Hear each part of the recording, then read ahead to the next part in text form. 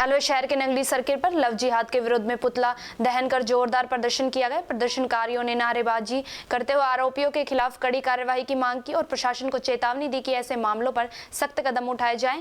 प्रदर्शन के दौरान बड़ी संख्या में लोग मौजूद रहे। देश की भौगोलिक स्थिति, देश के बाहर हमारे भारतीय नौजवान जो रक्षा कर रहे हैं, भारत के अंदर इसी विकृत मानसिकता के लोग इस देश को खोखला करने में लगे हुए हैं। इन लोगों के खिलाफ आज पूरे देश भर में बजरंग दल द्वारा एक धरना प्रदर्शन और आक्रोश के नाते पुतला दहन का कार्यक्रम तय किया गया। ये कार्यक्रम इसलिए किया जा रहा है, अभी आपके द्वारा पता लगा होगा आप लोगों को, टीसीएस कंपनी में इतना बड़ा एक घिनौना जिहादी मानसिकता का लव जिहाद का कांड दिखा। उत्तर प्रदेश में झिंगुर बाबा के नाम से एक ऐसे ही मौलवी के द्वारा लव जिहाद का बहुत बड़ा षड्यंत्र देश में इन बहन बेटियों के साथ हो रहे इन जिहादी मानसिकता के लव जिहाद के विषयों को उजागर करने के लिए, हिंदू बहन बेटियों को जागरूक करने के लिए विश्व हिंदू परिषद बजरंग दल इस तरह के अभियान को लेके आया है। तो आगे आपकी मांगे क्या हैं? हमारी मांगे यही है, हम यहाँ अलवर में कलेक्टर महोदय के नाम में ज्ञापन दे रहे हैं। इस तरह की मानसिकता के लोगों को सुनिश्चित तरीके से दंड करके इन पर कठोर कार्रवाई की जाए। आए दिन इस शहर में भी ऐसी घटनाएं हो रही हैं, इन होटलों में भी ये घटनाएं हो रही हैं।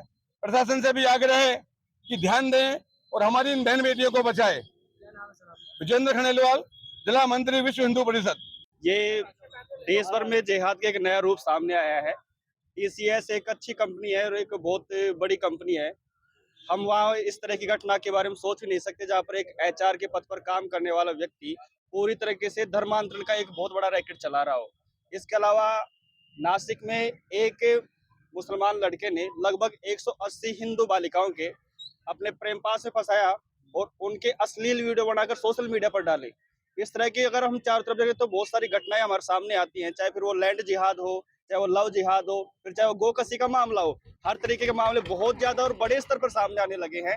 इसके अलावा जिन लोगों पर हम ये सोचते हैं कि इनको देश को अच्छा बनाने की जिम्मेदारी है, वो भी इस देश को तोड़ने की कहीं ना कहीं साजिशों में शामिल हैं। अल-फलाह यूनिवर्सिटी का मामला हम सबके सामने है, जहाँ पर बहुत बड़े स्तर पर विस्फोटक पदार्थ मिले, उस यूनिवर्सिटी को बैन करना पड़ा। जिन पर शिक्षा की जिम्मेदारी थी वो सब इसमें शामिल थे। इस तरह की जब पूरे देश में घटनाएं बढ़ती है तो बजरंग दल को इस पर कार्रवाई करने के लिए आगे आना ही पड़ता है।